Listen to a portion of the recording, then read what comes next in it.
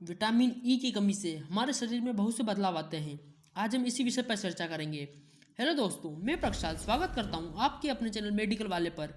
आज हम बात करेंगे विटामिन ई के नेचुरल और आर्टिफिशियल सोर्स के बारे में, तो वीडियो में अंत तक बने रहें। ईवियन 400 कैप्सूल विटामिन ई का मुख्य स्रोत है और इसका मुख्य घटक टोकोफेरोल एसीटेट है। यह आमतौर पर 200, 400 और 600 mg के रूप में मेडिकल पर उपलब्ध होता है। और अब हम देखेंगे कि किसकी जगह उपयोग करके इसका फ़ायदा ले सकते हैं और कहीं इसके कुछ साइड इफेक्ट तो नहीं है, और साथ ही इसे एक्सटर्नली कैसे इस्तेमाल करना है यह भी हम आज जानेंगे। वैसे तो मनुष्य को प्रतिदिन 15 mg और ब्रेस्ट फीडिंग मदर को 19 mg विटामिन ई की आवश्यकता होती है, जो हमें गुड सोर्स ऑफ फूड से प्राप्त हो जाता है। परंतु विटामिन ई की कमी के कारण हमारे बाल झड़ना प्रारंभ हो जाते हैं, क्योंकि हमारे ब्लड सेल्स मस्तिष्क की कोशिकाओं में विटामिन ई की आपूर्ति नहीं कर पाते हैं।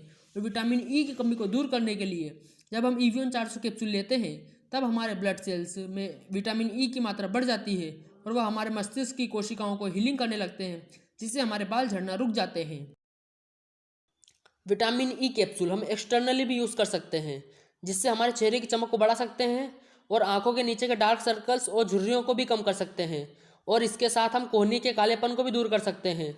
और साथ ही हेयर सैलून वाले भी फेस मसाज के लिए ईवियन कैप्सूल का उपयोग करते हैं, और हम इसे बालों में भी एक्सटर्नल यूज़ कर सकते हैं, जिसके लिए 5 ईवियन कैप्सूल को तोड़कर 20 ml कोकोनट ऑयल में मिलाना है और 1 से 2 घंटे तक बालों में लगाकर रखना है। और चेहरे के लिए 2 ईवियन कैप्सूल को तोड़कर 10 ml कोकोनट ऑयल में मिलाना है, 30 मिनट तक चेहरे पर लगाकर रखना है और बाद में बाल को वॉश कर लेना है। यह एक फैट सोल्यूबल मेडिसिन है, इसलिए हम इसे ओरली लंबे समय तक बिना किसी अंतराल के नहीं लेना चाहिए, जैसे कि 2-3 महीने के बाद 15 से 30 दिन का गैप होना ज़रूरी है।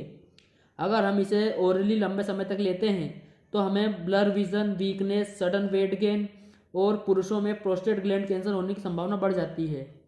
एक्सटर्नल यूज़ करने से पहले चेक करने का तरीका, जिसके लिए हमें ईवियन कैप्सूल को प्रिक करना है। प्रिक करने पर जो ऑयल बाहर आएगा उसे आपको कान के पीछे वाली त्वचा पर 10 से 15 मिनट तक लगाए रखना है।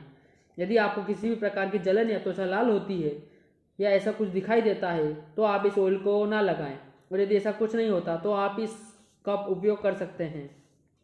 दवाओं के वैकल्पिक तौर पर विटामिन ई हमें नेचुरल सोर्स से भी प्राप्त होता है, जिनमें मुख्य तौर पर ताज़ी हरी सब्जियां, जिनमें शिमला मिर्ची, पालक, गाजर आदि शामिल है। और हमें यह नेचुरली बादाम से भी प्राप्त होता है।